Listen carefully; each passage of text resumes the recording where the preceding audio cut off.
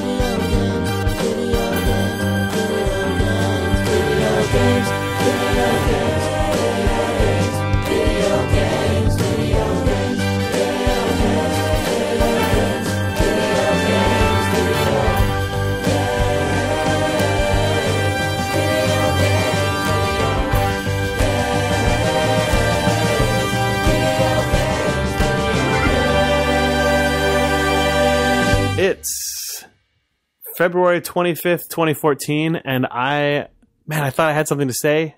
It involved the seat of my pants. I was going to try and talk about how this episode was being done by the collective seats of our pants. The collective seat, you mean? People very frequently misuse that. Oh, you're phrase. right. The collective seat of our pants. Yeah. Yes. We share one seat, and this episode is being done by it. By it. Yes, this is Idle Thumbs 199. I'm Chris Remo. I'm Jake Rodkin. Yeah, we're saving all of the quality, high production, high concept, no one knows what crazy guests are going to come on and stuff for episode 200. The all singing, all dancing, Idle Thumbs. Normal episode. Yeah. This week, we are all in the midst of prepping for GDC, which is next week, and Sean and Chris and I are all working on a demo for Firewatch, the game we've been working on, so it's made things a little bit insane this week.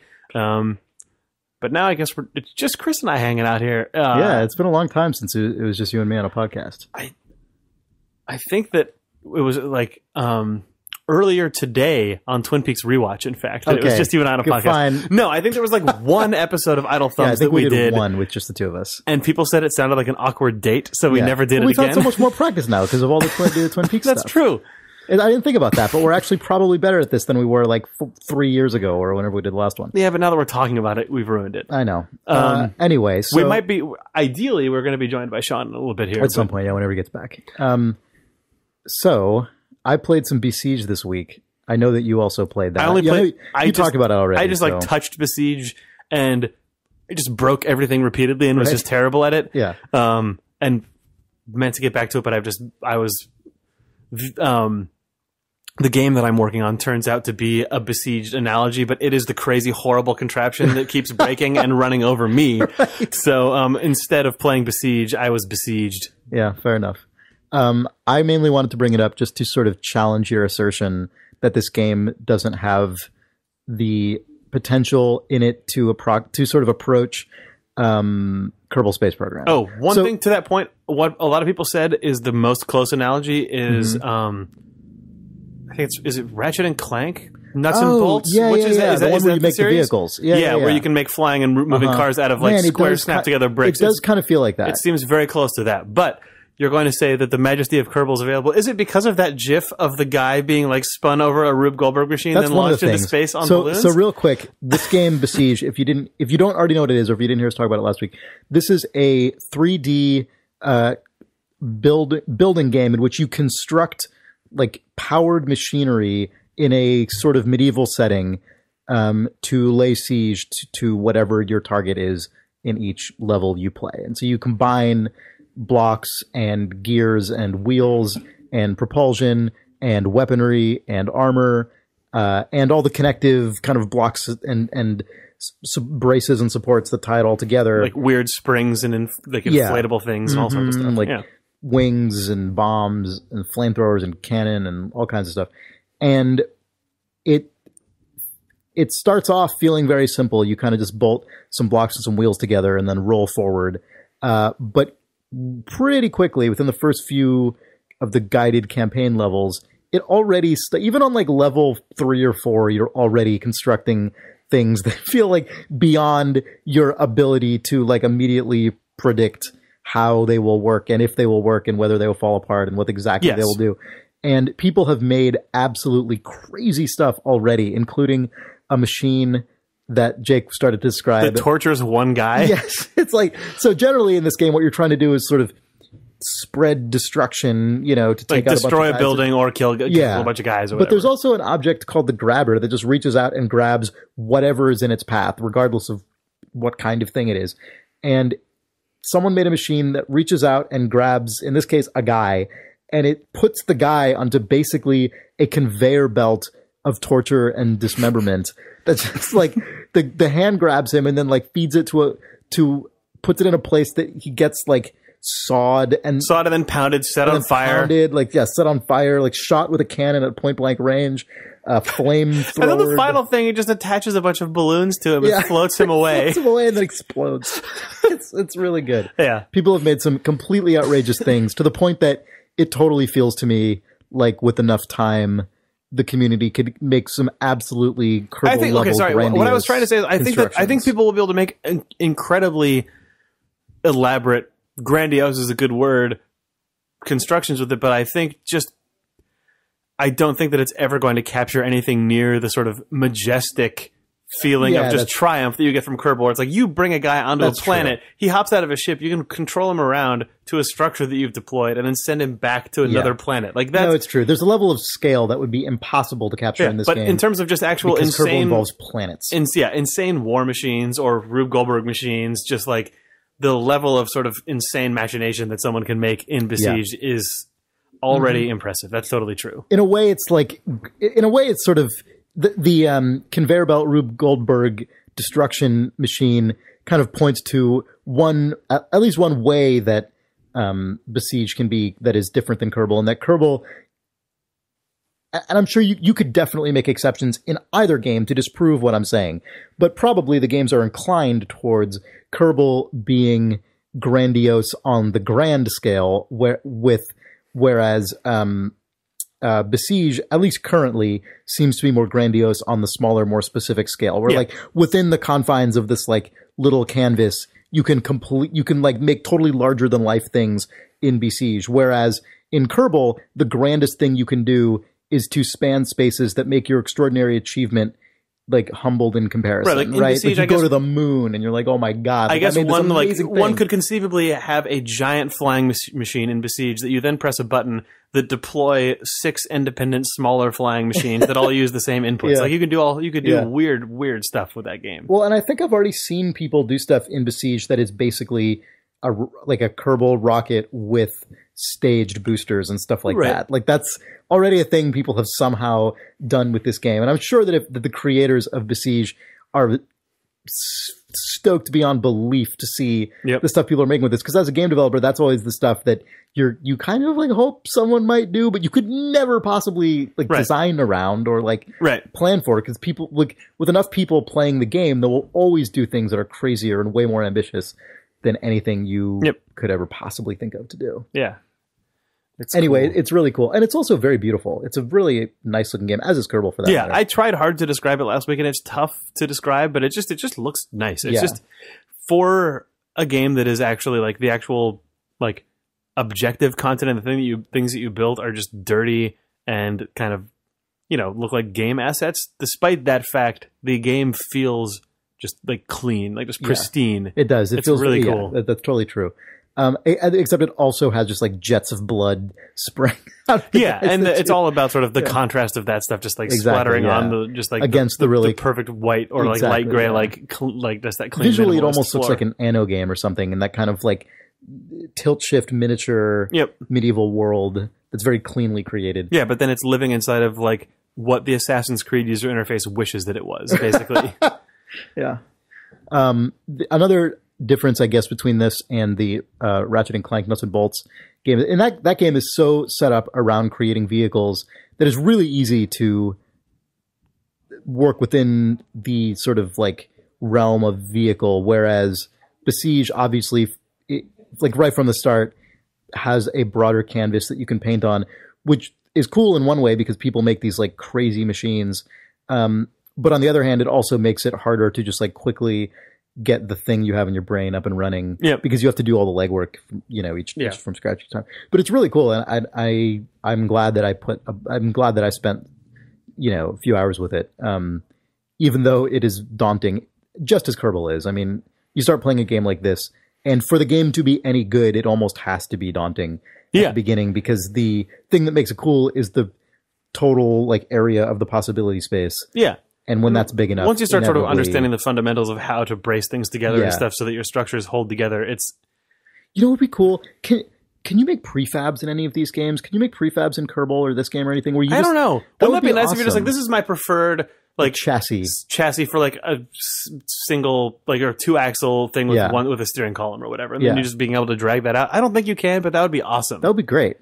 Yeah, being able to like shift select all that stuff and then say, here's my like weapons platform. Save to a shelf. You know what that reminds me of? You know what this all reminds me of actually? So did you ever play Captain Forever? No. You know what that is? Nope. Captain Forever is an online I guess it's a Flash game. I forget what it's programmed in, but that Australian developer Farbs, who I think used to work for Irrational or 2K Australia like way back in the day. This former Australian wing of Irrational. I remember quit his job ages ago. He's the one who made that. I'm just making stuff up now. This could be wrong. I think he made that game Romcheck Fail. You remember that? The game that was a crazy like mashup remix of a ton of 8-bit games. Anyway, he has been doing indie games since then. And that's Farbs. Farbs made that. Okay, cool. So he made this other game that I think is his most successful game to date called Captain Forever, which is a very graphically simplistic 2D game where you go around in space, starting with this tiny little spaceship, and all the spaceships in the game are made up of equally sized, like 1x1 blocks. Right. And as you blow up other spaceships, all their components explode and just float around in space. So you can just graph them onto your ship, and so as you're flying around shooting these other ships, they're all blowing up, and you're just slowly. Do you accumulate them just by they touch you and snap on? Yeah, you just you grab them and drag them onto your ship. Oh, okay. But you have to be close to them to do that. Yeah. And the game also just weirdly has like a huge amount of lore kind of secretly built into it in a way that's cool, not lame, because it's so backgrounded and so subtle. It's just a really cool, weird, like sort of fractal like game, and it's really awesome. Anyway, my friend Dean Tate, who made a game called who also used to work for Irrational, and who made a game called Captain Bubblenot for iOS and Android that I did the music for. He is making what he calls a remix of Captain Forever called Captain Forever Remix. And it's just a like more modern, updated version of Captain Forever with like kind of the style of 2D art that's kind of popular now that kind of evokes something like, have you ever seen that board game Battle Wizards? No. Like, almost like sort of Adventure Timey maybe, but like okay, but a little more gritty than that. Anyway, whatever. It's like getting into like Scott Pilgrim or like the black metal comics or something. Yeah, something like that. Okay. Kind of in that general like broad ballpark range. Okay. And anyway, it's just basically the same game underneath, although I'm sure it's recoded. But it reminds me of these games that we're talking about because of this like ongoing creating this game is different in that it's like you persistently accrue more, right? But it has that same feeling of like taking these little blocks and then suddenly you've got this like incredibly impressive thing. So does that game is the intent behind that like are each of the blocks in Captain Forever self-contained, or do you actually chain things together to construct a weapons array or things like that? Like how does it work exactly? Each thing is like a block is either a gun or a piece of hull or a booster or whatever, and like so if there's some method to your madness, you can construct a thing that looks more like a functional ship, or you can just have a fucking garbage pile flying around just spewing lasers and of course, out of the like sides. Because you're just grabbing stuff, it's really easy, especially as it becomes bigger, to start getting asymmetrical. Right. And then like if you fire your jets it's smart in how it does it, right? Like if you align a jet facing 90 degrees misaligned from the then you'll just turn, ship, right? Well, then it just becomes a turning thruster jet. Right, okay, So when you hit the left or right... Oh, that's really cool. It's really awesome. It's really smart. And when you fire, they all fire. But you could point them backwards and point them sideways and forwards. Right. And, it just keep going, and you just keep making your crazy thing. That's cool, man. It's really fun. And he just released, I think, a new trailer for it, the Captain Forever remix. And I just ran into Dean in Seattle the other day, and I remembered he's making this cool thing. And I remembered playing the original game, which I think got a fair amount of pickup for a web game. And it reminded me of this other stuff. That's cool. Yeah. That's cool. Yeah. Yeah. Yeah. The other game I played... Sorry, should I just go? I don't know. I can just go. I mean, I haven't been playing a ton this week. So. Yeah, that's fine. I hadn't. And then in the last... we're late recording. Oh, you've been playing Darkest Dungeon. You've been playing the hell out of Darkest Dungeon. I have. It's really good. It's really good. Darkest Dungeon is a game that I completely forgot about. I played it at PAX. Weirdly, this game seems to just coincide with whenever we're crunching on Firewatch, because the last time I played this game was at physically at PAX when we presented our first demo of Firewatch, and now we're preparing our second and first playable demo of Firewatch, and I'm playing Darkest Dungeon. And I hadn't played it at all in the interim. I didn't even when Firewatch is shown, you look at Darkest Dungeon, and when Firewatch is playable, you play Darkest Dungeon. That's true.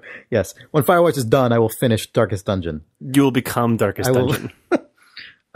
So I downloaded it and played it, and it's so good. I like it a lot. It is a 2D RPG, I guess.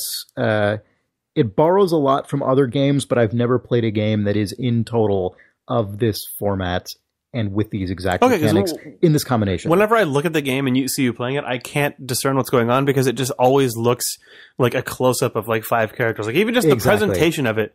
Yes. is different than a lot of other games because the characters are closer on screen than they would be in an adventure game. They're way closer on screen than they would be in most RPGs other than 3D stuff. It has a strange look to it. Yeah, it does. And it's also, because of that, it allows it a very unusual art style for a video game, especially an RPG, which is this hand-drawn 2D sprites, I guess, but they're huge characters on screen, and they have a really, really bold inked style that looks like a comic book. It looks like a really boldly drawn, almost woodcut style comic book thing that you couldn't do with smaller characters because the lines would be everything would just bleed together, whereas with this you can actually have really fat lines on stuff. Yeah, it looks really cool. It looks great. And so you basically, almost Diablo-like in structure, you take a party of characters. That's not. What am I talking about Diablo? I don't know why I said that. I guess I'm just thinking that because it has. Every game is like Diablo on Idle Thumbs. Oh God, you're right. What did we call Sean called Divinity or something? Yeah, just because of the same thing, where it has a party selection screen that is right. Well, and in the course of this game, it's also a sort of gothic fantasy thing where you're repeatedly delving down into these right, and it takes place in a Diablo universe. That's true. It isn't officially a Diablo game. It is actually called Diablo Darkest Dungeon. It's called Diablo's Darkest Dungeon.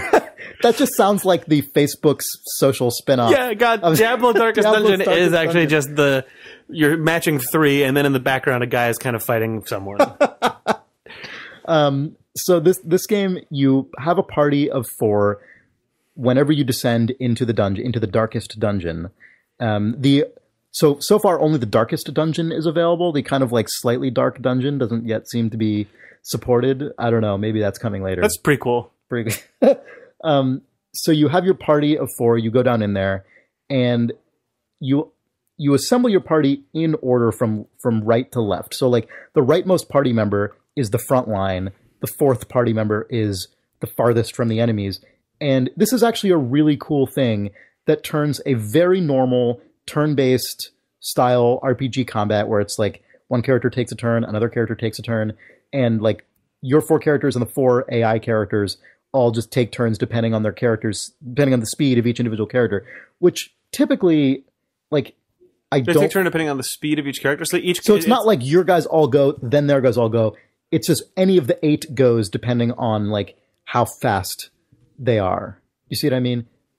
In terms of I don't know the exact stat that does it, but it's Right, they have a stat that they each determines recharge in a number of how many. turns Like, and, oh yeah, that's what I was trying to express. I'm not communicating this well at all. Each attack or each move is a turn, and sometimes a character takes 8 other characters' turns before they get to come back. Yeah, that would be really extreme if it were 8. But right, but okay, 4, 2, sure, whatever it is. I don't really know. It's probably a lot of them are multiples, and they end up sort of rounding. You know? But I'm sorry, decimals, and they end up rounding. But anyway, the thing that's cool about this is that it makes a very like kind of old formula that I don't find that interesting anymore, which is this sort of like Final Fantasy style back and forth combat. Right, but because the spatial alignment matters. Yes, exactly. Because each character in the game is like more effective in certain positions rather than other, and certain attacks that can only target like certain positions in the enemy lineup. So, for example, a character with a certain ranged attack might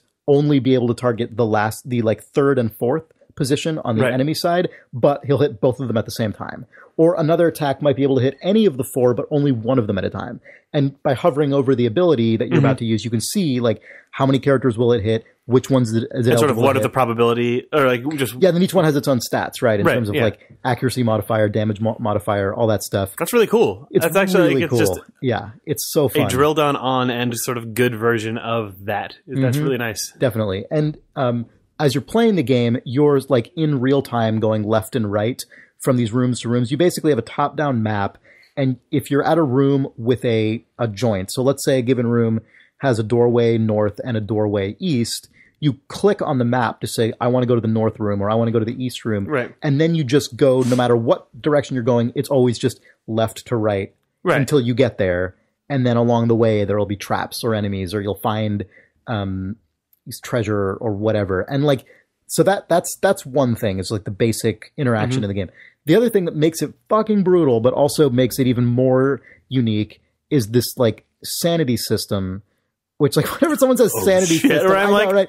You think of like the game is hacking itself. There's a fly on the screen, but it's off. Is the character insane, or are you, the player, insane? It's probably the character. But in this game, like your keyboard oozes blood for real. This one, it's like real. Like, your monitor sort of like starts cracking. It's like really impressive how they did it.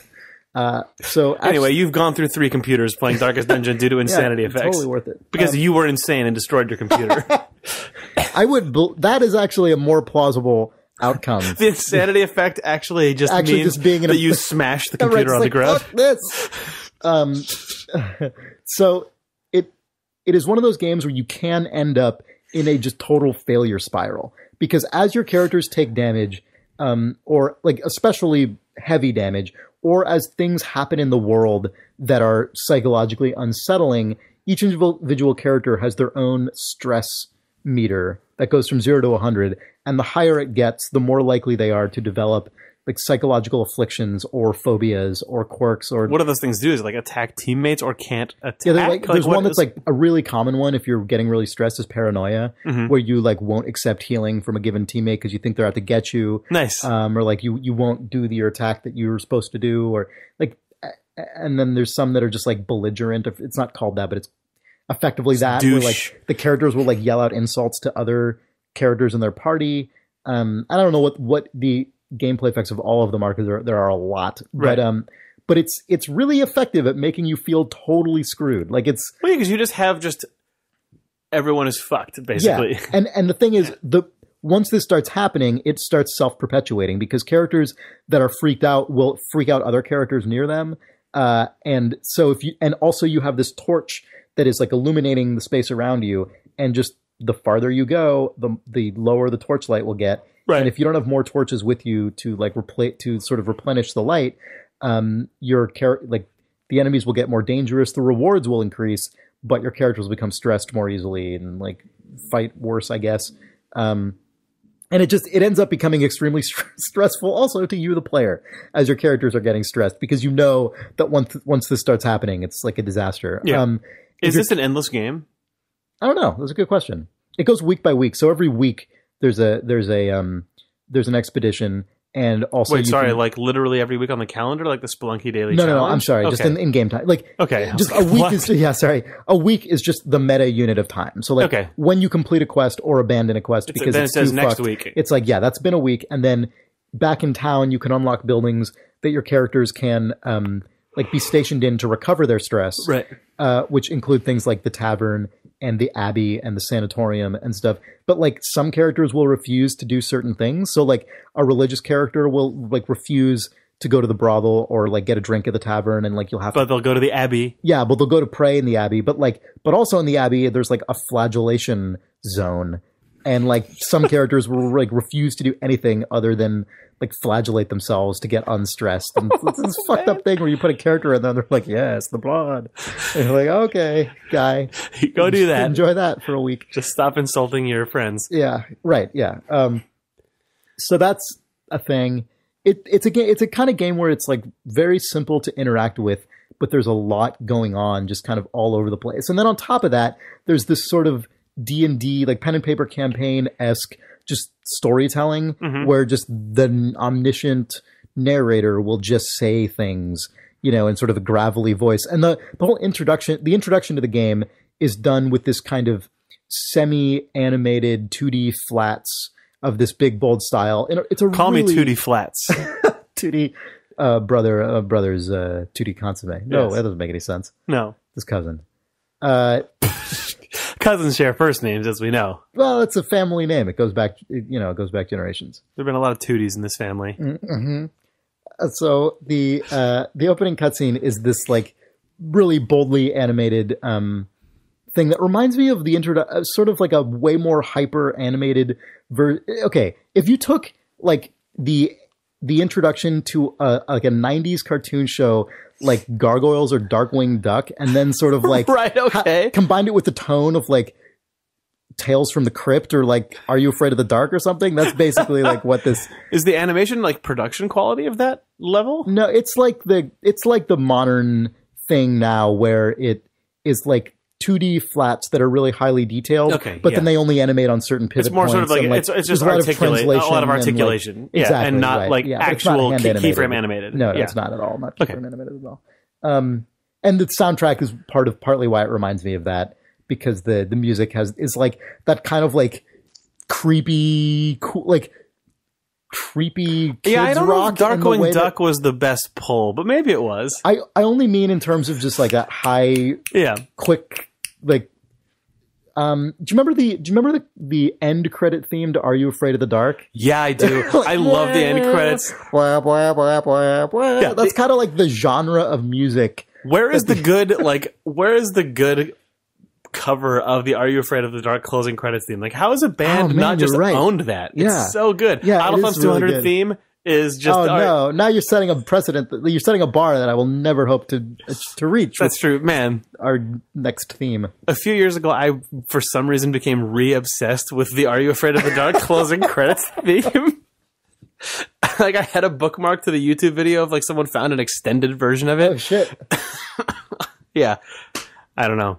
I went and listened to it last night because I was trying to the reason I had to throw in the like Darkwing Duck Gargoyles kind of intro comparison is because my memory of the actual introductions to Are You Afraid of the Dark and Tales from the Crypt was way more intense than what the actual introductions Are You Afraid of the Dark is are. Just like a heartbeat and then a swing with some fog. Right, but in my memory they were like way more intense and like crazy, yeah, but they're like really actually kind of slow.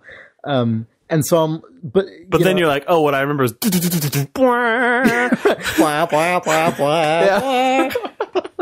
fuck.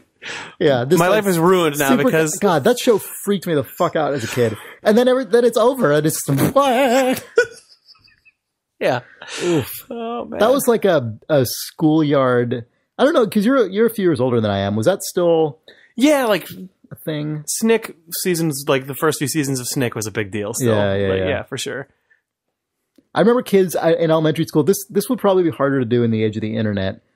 Although maybe, I don't know, maybe as a kid that's not true. I remember a common thing at my elementary school, and maybe probably other ones too, would be kids would basically see something like that, would see those stories on a show like Are You Afraid of the Dark, and then would basically just like steal the story and try to pass it off as like a thing that they heard from a friend or like that happened. My friend got stuck in a mall that turned into a giant pinball machine. Yeah. It was like before the age, like seriously, I remember an age before you like know, that's an extreme one, but like more the ones where just like a weird thing happens to a, Problem is, I can't remember well enough the individual stories to like give you a good example. It's basically safe to assume that once a week a mall turned into a huge pinball machine.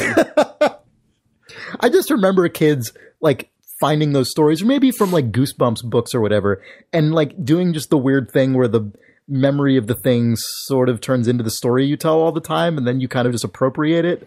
Except it was with these just like totally ridiculous like R.L. Stine stories or like Nickelodeon show things. Oh, here's Sean. Hi, guys. Hey, Sean. What are you talking about? Oh, we're talking about Are You Afraid of the Dark? Fucking seriously? Yeah. Yeah, that is what we're talking about. We're I mostly fucking love what you're talking about. Snick?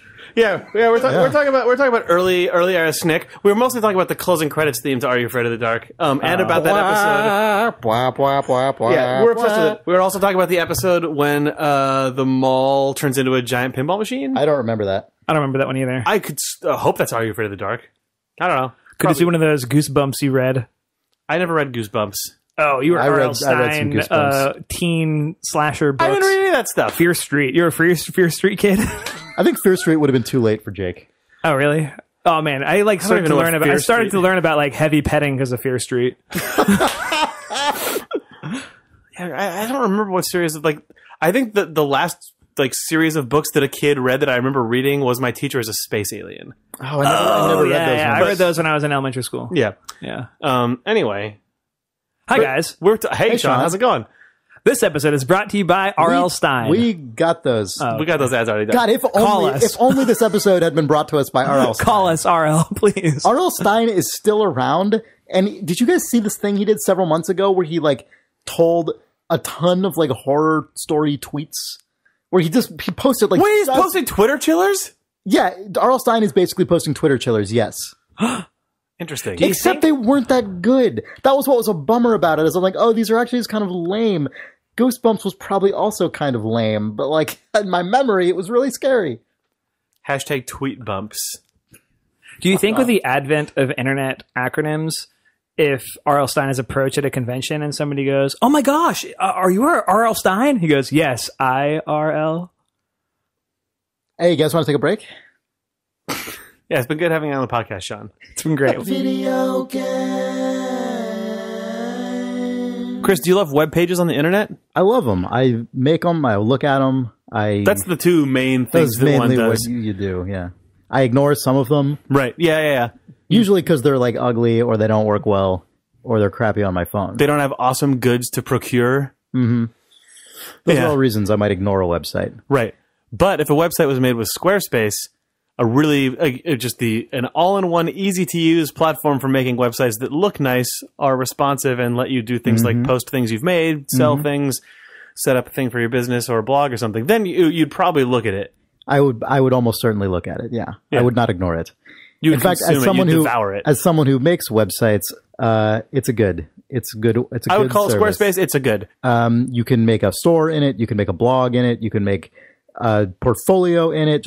You can make a single page website if you just have some information that you want to convey. Just slam a big GIF up there. You could do that. How should I find out about this, Chris? Go to squarespace.com and use the promo code thumbs at checkout, and you, Jake, Me? or anyone else, Or you at home? will get 10% off your first order. That's a great deal on the internet. I know. Thanks, Squarespace. Thanks, Squarespace. Video game. Chris, Jake, do you like eating pineapples? I love it. Do you like eating like spicy, kind of savory cashews I that love have that. like some sort of chili thing on them? Do you Even- like a even better. do you like a wasabi pea? Oh, this is what I love the most. Okay, what if there was a company that put bags full of those into your home and you could just eat the shit out of them all the time? I would do that, and in fact, I have. So you know of NatueBox, the sponsor of this week's episode of Idle Thumbs. I know of it and love it, and frequently consume their bags. Yeah. I mean, I don't consume the bags. I don't know if I would They're say probably biodegradable or something, maybe. I don't know. But you shouldn't eat them. But yeah, no, What's NatueBox. inside of them, great. It's a snack subscription service. They've got 1,000,000,001 snacks. They're all really tasty. If you go to naturebox.com/thumbs, you can get a sampler pack for just $2 shipping, otherwise completely free. You pick out one full-size snack, and then they send you some small like samplers that you can taste with your tongue. They're good. Eat Got them. those pineapple slices. You can also put them in a rum drink. They're good. Eat them. Or observe them near your drink. NatueBox. NatureBox.com/thumbs. Yep. Thanks, NatureBox. Video game. Oh, fuck. I played like 20 minutes of The Order. Okay. No, I mean, I don't know. It's not like interesting new territory. Have you seen it? I've only seen little clips of it, and it looks like the most expensive video game I've ever seen. It's fucking incredible how good it looks. All the shit you've seen is all just running in real time. Yeah, I know. It's none of that fucking like Nathan Drake is in a bink right now. He'll be back in 2 seconds stuff. It's like I like that. That's like, sorry, that Nathan Drake's at a bank right now. He'll be back. Can you hold? you know what I mean though? Yeah. It's awesome for those games. It makes the loading. I mean, we've talked about that before. Yeah. No, it's just real, but then it's just bad. The thing that I think is probably interesting about The Order, if it really, like, The Order seems like it's, from a technological standpoint, it's the game that's just doing everything that everyone talks about doing from an, like, expensive production standpoint. Sort of like, when the guy moves, every single thing on him is going to move. He's going to have all these layers of clothing that have, like, crazy image-based lighting, and his hands will do all these insane interactions. And then the fact that the game is not well received and is just not good is interesting, because what it actually probably means is that in the next 2 years, the games industry is going to pick The Order for parts. Yeah, Like, this is the game. This is the game that, like, The Order seems like it's the game that, like, technical artists and the Palos of the world are just going to go, this is amazing. How did you? I see.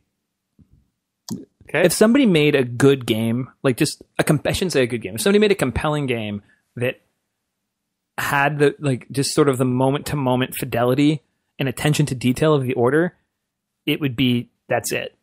We're all fucked. Like no, that's but it. I don't know if anyone will. You just got to see the opening. It's gonna fucking blow your mind. But then it's a cover shooter. The one other thing I would say is the world being so detailed. Mm-hmm. And not just in its render fidelity, but in the creative choices that it's made. When it's just like, oh no, the Bedlamites are breaking out of the asylum, and somebody throws you a fucking railgun, Right. and you're just like, poof, poof, shooting crazy people in the head. Yeah. You're like, it's just way worse. You know what I mean? Because everything just went from like for the first 20 minutes, you're escaping a dungeon, and just. Yeah. Between escape to cutscene, and you're like, this is real. Like, wow, this looks like a movie. And then when it's like, kill the Bedlamites escaping the asylum, you're like, no, I refuse. It just amplifies every like, time, the fidelity of everything comes up. Every time the graphics in games get better, the game that has you do that first at that level always actually just gives me a complete panic attack. Like going all the way back to like Battlefield, whatever did that for me. Turok on the N64, you arrow a guy in the neck and he goes, and grabs his neck and falls over. Even though his hands are just like cubes, the fact that there was like that animation of a guy like grabbing his throat and falling over, and then like Soldier of Fortune when you shoot off a fucking arm in Soldier of Fortune, I'm like, that guy's, like you just go, oh god, you just like, I have a sympathetic reaction to watching that happen, but then like you kind of get used to it. It sort of starts looking like a representative thing and not real, and then the next gen comes out, and all that it does is just makes me go over, but like, you know. So this is the new one. But yeah, Soldier of Fortune and then Soldier of Fortune 2 where they're just like, I shotgunned a guy and everything bad happened. Do we have to do an opening? This is Idle Thumbs 199. No, we did it. Yeah. And I'm Sean Vanneman. Oh, we're back. Oh, are we back? Yeah. Oh, yeah. You should listen to the first half of the podcast when Chris I started to, and it was really good. You guys are good when I'm not on it. That just really confused me. Yeah, I was going to walk in and compare the game. It was Kerbal meets Blast Core. Blast Core. Yeah, I love Blast Core. I'll take Blast Core as an extra element. Blast Core N64. Mm-hmm. Yeah. Yeah. What other Blast Core is there? Was that DMA design or am I thinking? No, I'm thinking Blast of Core is rare, isn't it? Yeah, no, Yeah. I was thinking of a totally different thing. I was thinking of The that. rare heyday. I can't remember what it was called. Anyway, it doesn't matter. I loved when the N64 came out. Like Wave Race and Blast Core just was alongside Pilot Wings, and I was too young to have, not too young, but I missed Pilot Wings for the Super NES. Yeah. So to me, like Pilot Wings, Wave Race, and Blast Core were just insta franchises from the past. Like I knew that there was a Pilot Wings game, so I just assumed that there had been a Wave Race game that I didn't know about, and I assumed there was a Blast Core game I didn't know about. Nope. Just one-offs that felt like real, substantial things. Very good. N64 launch lineup, Strong. pretty good actually. I got a VHS tape I can show you. But all the good ones. No, Besiege, it's like, I just want to keep playing it because it's hard. It's so hard, yeah. It's so hard. What is the most successful thing you've made in Besiege so far? On any metric of success. Like beautiful, hilarious failures. Like anything, whatever. Yeah. I had I had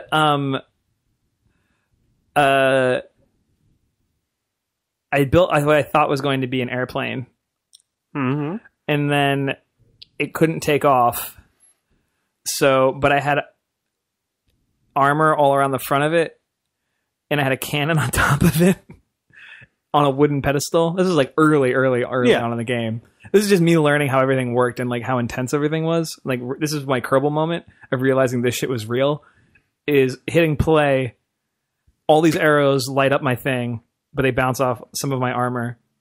I hit kaboom on the cannon, and it just flies off backwards. Yeah, of course. And then I tried to move forward, but I realized I still had the airplane wings were just like pointing me upwards. So I inched up forwards to the guys who were hitting me with arrows, and turned on the flamethrower that I had attached. And because like my airfoils had pointed my thing completely up, like lit a few dudes on fire. And I was like, all right, success. Success. Yeah. That seems like basically what that game is. Yeah. Yeah. For most people. Right? Except for the internet. For any one individual person, that is Besiege, but somehow for the internet, Besiege is actually... God, that is so true. That is the classic bait and switch of any game that basically involves actual creativity and craft. Like Little Big Planet is a great example. Yeah. Any game that actually requires you as the player to make things out of nothing. I mean, out of building blocks, but like conceptually out of nothing. Right. Where the game isn't like guiding you. Those are the games that is where the fucking gulf is between like your excitement about the GIFs you just saw on like Imager and the reality of your sad, like deflated balloon experiment that like farts out. That's probably why Minecraft does well. Yeah, Minecraft is really good at straddling. If you're like, I'm going to build a sick skyscraper that has a swimming pool in the back, and there's like a subway station that takes you to somewhere, and then there's like a guy, like a statue of me. The statue of you will be the shitty part because you have to actually know what a human form looks like, but everything else you can actually make. Yeah, you just do it. Yeah. I like this game more than Kerbal. But really? I appreciate... how should I say this? As if the games are over there at arm's length for me... Kerbal. If I am playing them, this game. Yeah, I can understand that. Yeah, because like I can get the sort of feedback loop of success and failure. Right. You'll watch someone have a majestic space flight where they orbit through. I will watch the Idle Thumbs Twitch stream VOD of Brecken and Chris playing Kerbal forever. Like, awesome. But in terms of like getting there myself... But you'll rip a cannon off and then set some guys on fire and stuff. Yeah, but I did that, and I instantly just wished that like I was playing with somebody else in the room, like that I wasn't alone. Yeah. And because you could stream it. I should have. It would have taken 2 seconds for me to just open XSplit and hit play. That shit's all set up on my home computer. Yeah, maybe next time I will. Okay. Yeah. Cool. But it's like $6 because it's an early. Oh, that was the thing I was going to talk about. This is like. It's so duh, but it drives me crazy that that developers at large don't understand the difference between early access, like give us money and play test the game. And I'm not pointing out any game here. I'm definitely not actually pointing towards Soren's game, Off-World Trading Company, versus early access at $6. And then as this game, I guarantee you this game is going to like have a $20 price tag on it. This is the Minecraft model verbatim, where it's like, this is a build something from nothing game, get in early on the cheap version of it, and it'll get cooler and it'll cost more. Like, and it just feels like so genuine. It feels like a product where or a game where somebody built all the systems and made it work, and then they got the art to a place they thought was really cool. Which is exactly what Kerbal was. Right, and went, oh, we think this is good, like, this is fun. That's true. Kerbal, I think, you're right, it was on a model like this. It's exactly like Kerbal, yeah. It's just... Kerbal was so much less all-encompassing when it first went on sale. It was... And now it's huge. And it was way harder. It was way more... it was way harder, too. It's almost impossible to penetrate. It'll be interesting to see how far they're planning to take Besiege, especially now that it seems like it's got... like some groundswell under it. But it's been living in the top 20 of Steam. Yeah, because once you get those like Reddit gifs and those like YouTubes of crazy things. But like, I mean, as the developers now, are they like, okay, now we have to make pneumatic pistons, we have to make blah, like, are they have like some of that stuff? Pistons are in there. I guess, that's gears, true. Yeah, I mean, I don't know. But what's the next level? Are you the going thing to be able that's to... really good about development like that, when you put something up at early access where it feels like the price of the game reflects the amount of game you're getting, and it feels like the person who put the game on Steam is very in tune with the value of the entire situation, of the product. Right. You know, it's like, we thought this was fun already and worth selling, but we know it's not done, so we're not selling it for the full amount. Well, this is a case where, to your point about the sort of distinction between what the kinds of things people often end up selling on early access, this kind of game, and definitely Kerbal falls into this as well, and Minecraft also, these are games where the feedback that you get is actually like extraordinarily meaningful. I don't mean the feedback that people tell you. I mean like just looking, what's the crazy shit people end up using in their YouTube videos? Like what? That was sort of what I was saying, is that the developers' reaction to the insane level that people are pushing this game, I hope informs like... Yeah. I mean, the thing that I actually hope for is that we just get way bigger gears and way bigger wheels for stuff, so people can just build way more outrageous stuff. Yeah. You know, like just... Yeah. I just want... as the community does crazier stuff, I hope that as they're working on the game, they kind of can adapt their scope to and that's the kind of thing that is like almost impossible, basically impossible to evaluate internally. Yes, because what you have to be like what 20,000 people end up on in aggregate doing is so much different and like more informative than like. But like I remember in the early days of Minecraft when people were sort of building simple logic circuits and like hijacking things to allow minecarts to go automatically. Then Notch and Mojang were like, okay, actually, we're going to build simple logic programming into the game. I remember we're going to build red brick stuff changed a lot. Yeah, we're going to build like rails that can be electrified and boosted through power sources, and it was all in response to the fact that community was extending the game through exploits and through sort of pushing the systems to its limits. Yeah, and that was a really exciting time to be playing Minecraft. So we'll see. The thing for me, it's like it just seems like choosing to put this game on early access the way they did, and all the like choices they've already made about the game, is one of those things where I feel really stoked to have bought it for $6 because I have all this trust in this developer. It's like, you've already made like 1,000 really good choices, you know, like, like even just from design and and your business choice. So like, just do whatever the fuck you want. Like, I don't want a list of promises.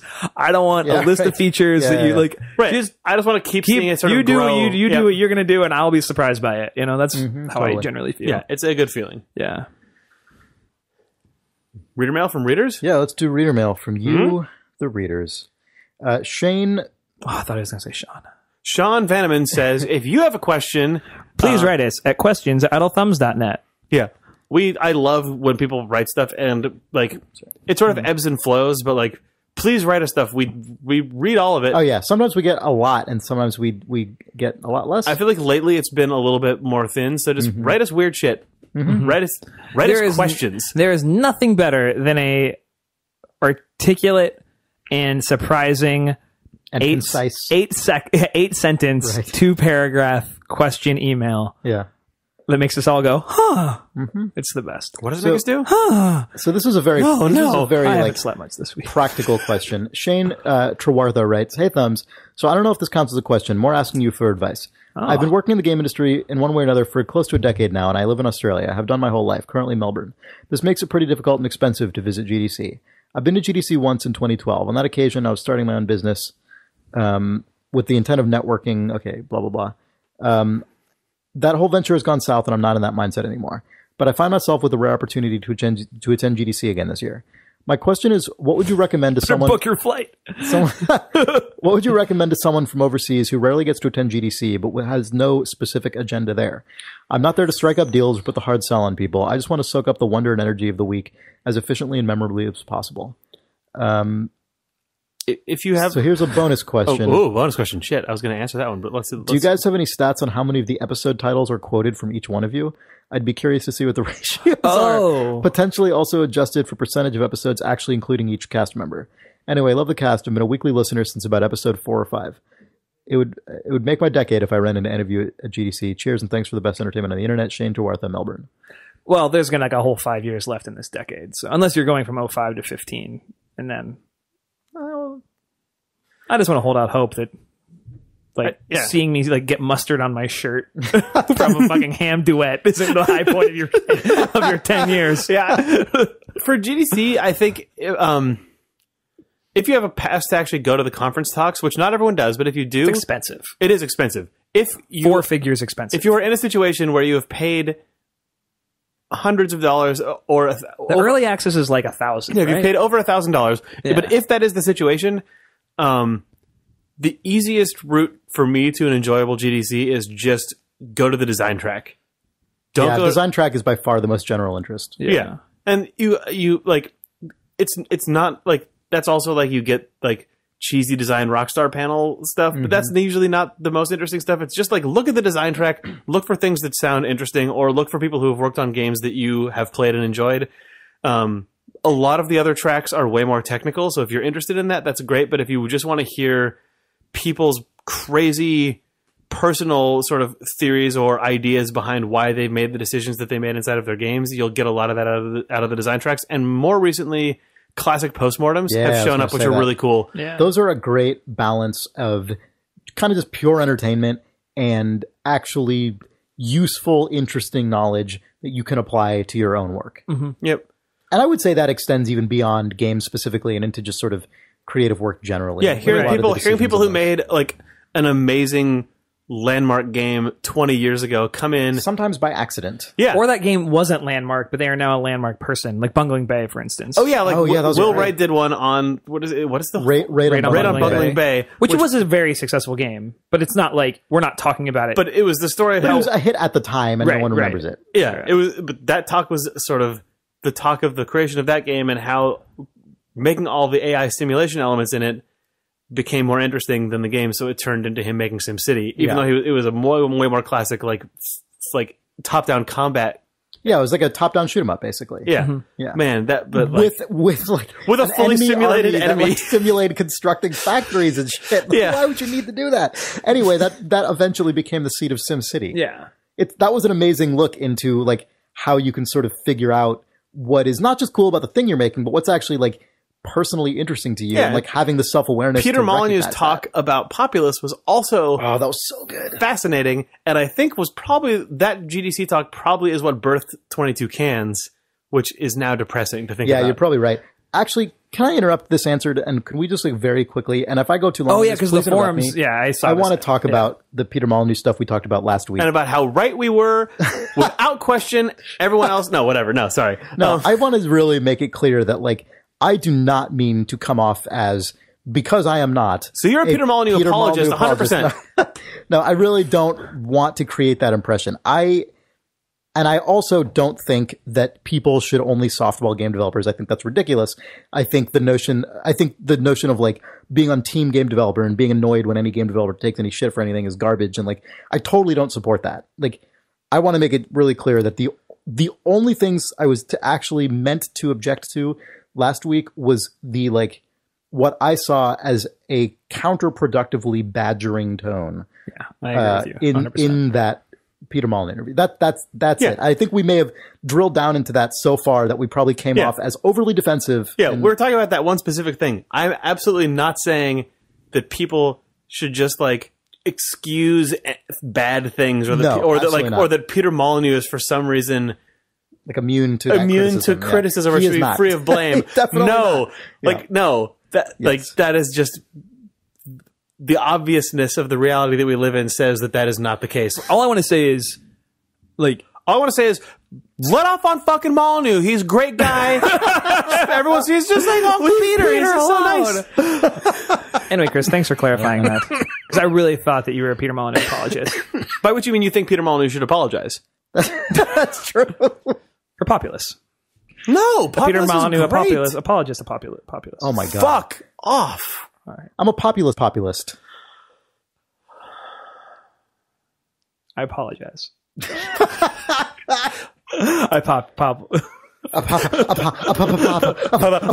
Populous 2. Robot news. Sean has malfunctioned. Robot news, that fucking squid. That's not robot news at all. That's anti-robot news. I know.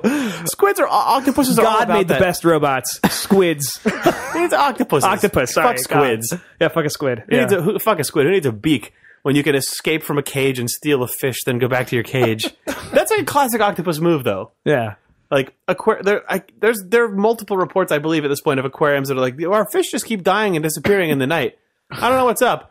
Anyway, Says octopus getting fatter. By the way, every day. why didn't they just put a camera there and find out? and that's what ends up what they did. happening. Is it's Okay, like, yeah, right. why are fish being burgled from our? Oh, an octopus is sneaking out of the top of its tank, crawling through like the ceiling work, dropping down, Oh, no. stealing a fucking fish. slithering over a churro stand and getting. What was the actually? I don't even remember what the octopus was going after in that video. It was a crab, right? crab. Yeah, yeah. The octopus comes out of a tide And just, pool like, envelops and a just crab. goes. Yeah, a crab is like Dragging running this away. crab An is mine octopus just now. it's just A crab the hi. size of a football. Yeah, the octopus says, "You're mine now. I'm The in crab air." is like, no. Okay. Okay. Well, that one wasn't surveillance video. That was just a person at the beach. Yeah. was Yeah. filming a funny crab walking around, and she was freaked out when this like The thing was reclaimed. Sorry, you're filming that crab? No. The thing that's amazing about that video, and you think about how smart an octopus is and how dexterous they are with do all think about all eight of their bits, Yeah. is that like crabs. If you were to go like get a crab out of like the live bin at the market, they're quick. Like their little pincers will fucking get you. Crabs have moves, They for will sure. get you fast. Like they are like, you're coming at me, boom, got you. Yeah, but then And you're like, octopus takes that crab back into the tide pool, and both of its pincers like can't get the octopus. He's 8 things to grab, and the octopus is like- so smart and quick that it's able to capture it, bring it back, and without being. we get it's all like stoked about how an fucking Bruce opposable Lee. thumb allows us to grasp and like defeat all other creatures. Fuck that. An octopus is like opposed. It's like opposed against nothing what? but opposable Yeah, like it's just like I am only just variable poses. I have no joints. I don't have to like my other fingers are also opposable, and there are 8 of them. This crab is mine now. none shall oppose me. You have any more reader mail? We need it. We never really answered bad. that question about the titles. We do not have stats about which of us is most frequently quoted to create the episode title, but that seems like the kind of thing that could theoretically be like. It would be tough to mine because Built you'd have to into that. really. You'd have to actually go back and find the I will episode say this title. though: my favorite episode titles are usually the ones that are not actually a quote, but are just a weird Yeah, thematic an echo of the amalgamation. episode. I agree. Like, man, was it Good War? luck with that. War of the Broses is like War of the Broses is such a good episode Yeah. title name, and that was not in. Was the Great Gatling Gunsby? No, that was that was a an reader actual, suggested like, one. That EA one was Presents really strong. submission. So anyway, Chris Welch writes, we "Hey, can talk about Thomas, more. Okay, episode 200 is when we can reminisce Right. about our favorite. Oh, Title I have retrospective? one. I have my favorite episode title for sure, and it was left on the cutting room floor. Huh. Yeah. What was it? We're gonna spoil this episode 200 content. Yeah, who cares? I mean, we've long talked about We've Bogost in the spoiled Shell. everything else Oh, about but this Ghost in the episode. Shell is the one. Oh, Is the but one, my Ghost in the favorite Shell, one. Yeah, yeah. but Ghost in the Shell, talking about Ghost in the Shell and Ian Bogost in the same episode, Yeah. and then Oh, not what calling a disaster! because What a we called waste. it a Silken Goku. Yeah, I'm also totally fine. Silken Goku is not bad. I'm not saying it's Ian Ghost in the Shell or whatever. I'm just saying Ghost in the Shell. I'm just saying that it's not bad. Silken Goku is a perfectly good episode title. Okay. I can't wait till episode 200 gets recorded and erased accidentally like 150. That's going to be really exciting.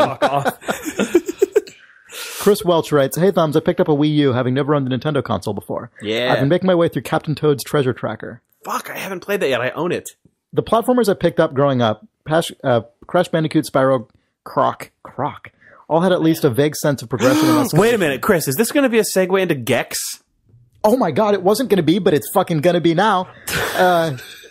Into Gex lore? I had a vague sense of progression and escalation, and when things got tough, the story, however thin, drew you forward.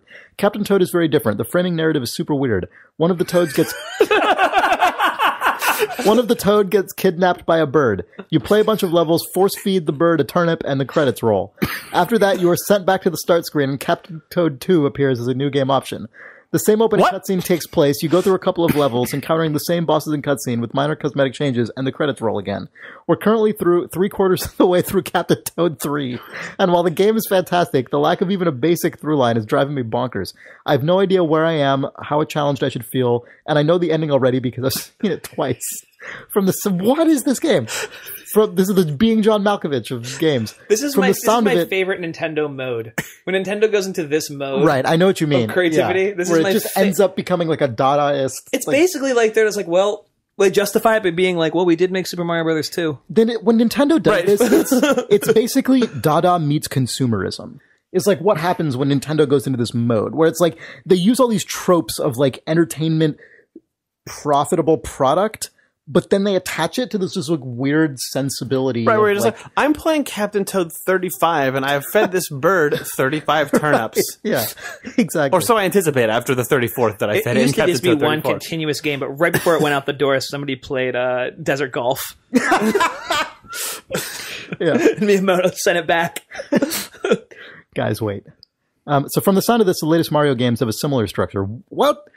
Can you think of why these games are they don't. Like this? The latest Mario games just have a world map and a cutscene at the beginning and the end. Like you're a Luigi now. Yeah. That's true. You do get Luigi at the Super end. Luigi Quest or whatever.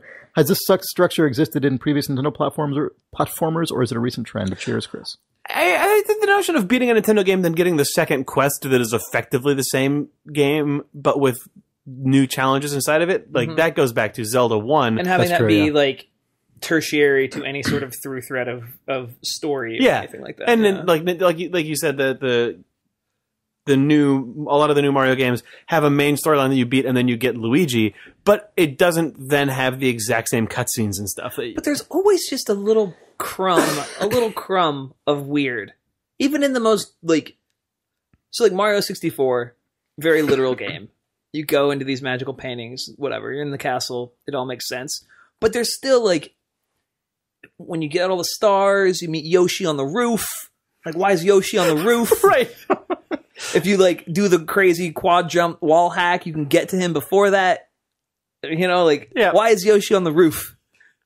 He's there because that was the place to put him. When exactly right. You know what I mean? Yeah, there's always just a crumb of like, that's a choice. Yeah, but the thing that's different, the thing that Nintendo has sort of started to indulge in, that I guess has been the case in maybe the Super Mario RPGs, but not really any other of them until, the last several years, I would say, is the combination of those just like arbitrary development choices that just happen when you're making a like not super representative game, with like, they concretize it and make it like seem narratively important, even if there's no narrative that goes along with it. There's like a way to treat those choices that is just arbitrary, which goes back to Super Mario Brothers, where it's like these things are here because they're here. And I know that there's the fucking instruction manual about how you're destroying. Yeah, but that has nothing to do with why there's a bullet with muscle arms. Right, exactly. It's all just like made up and it's whatever. 1930s cartoons. There's like a very difference between that and things like what the reader is describing, or in a number of other modern Nintendo games where it feels like you're supposed to interpret these things as authorial choices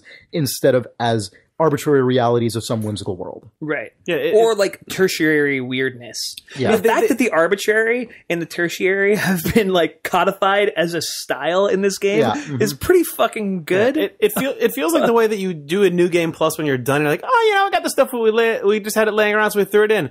But also put a Pixar level cutscene in front of it and write 6 hours of orchestral music for it. Right. Yeah. Yep. Nintendo on the Wii U. Like that's exactly correct. Yes. Yeah. It has the sort of throwaway nature that a lot, like throwaway creative kind of bent that a lot of modern indie games have, but never slipping a second from the production values of a AAA Nintendo game, which is a weird combination. It is cool in a lot of ways, though. It is cool. No, it's cool because it's a unique aesthetic. This makes me want like some PhD to write a thesis on like basically Nintendo's 30 years of video game style in these modes of operation through a lens of like postmodern Japanese created Western facing entertainment media. Yeah, right. I would be curious to see, because I'm sure you could draw, I'm certain that there would be like cultural touchstones in Japanese pop culture or culture that I thought you were going to propose that you look at these games entirely from like a death of the author standpoint, where you just don't address intent and are just like, what is the work saying? I think you could do either. You have to some extent. Because but you could write a paper about the like cultural forces that have allowed for the existence of that. Yeah. Right. Well, what's so good is there's like the codified what is a Mario game. Like what is a Mario? So I would say that probably all of this is bullshit compared to the groundbreaking lore of Gex. Classic classic Remembered. 90s. I figured if I talked about Mario long enough, we wouldn't end up on Gex. This might be bad, and if it's bad, I'll just take it out of the podcast because I haven't read it yet. But someone told us, I forget who.